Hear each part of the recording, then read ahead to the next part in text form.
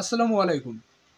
একদা জ্ঞানীশ্রেষ্ঠ মোহাম্মদ ইবনে জাহিরিকে খলিফা হারুনুর রশিদ দাওয়াত করিলেন এবং ইবনে জাহির তখন আর কি যখন ওই অবস্থায় তাকে দাওয়াত করিলেন ওই যে অবস্থাটায় ওই সময়কার আর কি ইবনে জাহির যে দৃষ্টিশক্তি তিনি হারিয়ে ফেলেছিলেন ওই সময়ে।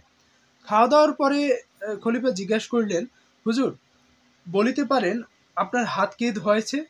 ইবনে জাহির বলিলেন, মনে হয় কোনো দক্ষ গোলামের কাজ হবে। মানে হাত ধৌত করা হয়েছে, তিনি তো অন্ধ, দেখতে পান না।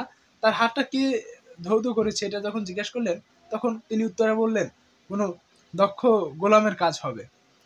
এরপরে খলিফা তখন হাসিয়া বলিলেন, হুজুর আমি সেই গোলামের সৌভাগ্য অর্জন করেছি। মানে ওই খলিফা নিজেই তার হাত ধুইয়ে দিয়েছিলেন ওই গুরুর বা ওই হুজুরের বা ওই পণ্ডিতের, যিনি হচ্ছেন অনেক জ্ঞানী একজন মানুষ। সেই জ্ঞানী মানুষের খাওয়ার পরে হাতটা ধৌত করে দিয়েছিলেন। এরপরে ওই ইবনে জাহি একটু অপ্রস্তুত হয়ে বলিতে গেলেন, আপনি কেন এই কাজ করিতে গেলেন?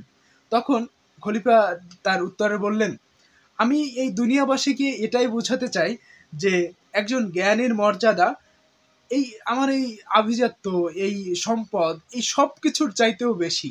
একজন জ্ঞানীর মর্যাদা বা তার অবস্থান, একজন খলিফার অবস্থান চাইতেও, একজন খলিফার অবস্থানের চাইতেও একজন জ্ঞানীর মর্যাদাটাই অনেক বেশি। আমরা হয়তোবা আজকের এই সমাজ ব্যবস্থা, আমরা জ্ঞানীকে কতটা কদর করতে পারি আই ডোন্ট নো, বাট আমাদের উচিত তো, তাই না? জ্ঞানীকে সম্মান করা, মর্যাদা, তাদের সম্মান ফিরিয়ে দেয়া। দেখুন, আগেরকার সময় এই যে এর আগে একটা ভিডিওতে সম্ভবত আমি এরকম বলেছি যে অশ্বারোহণ করতে করে খলিফা হারুন আর রশিদ নেমে তার একজন গুরুকে বা ওই যুগের ভাষাবিদকে তিনি সম্মান জানালেন নেমে। আমরা কিন্তু এটা আগে আমি শুনেছি, যখন সাইকেল চালিয়ে যেত দূরে দেখতো তার টিচার ওখানে আসতেছে, তিনি সাইকেল থেকে নেমে মানে দাঁড়িয়ে থাকতো বা টিচারের সামনে যেত। হয়তো বা আজকে ওই অবস্থানটা অনেক দূরে চলে এসেছে। টিচার বলতে আমরা শুধুমাত্র ওই স্থানটায় নেই, ওই গুরু শিষ্যের যে একটা অবস্থান বা ওইরকম সম্মান প্রদর্শন, ওই স্থান থেকে আমার মনে হচ্ছে একটু সরে এসেছি। বাট এখনো সময় আছে।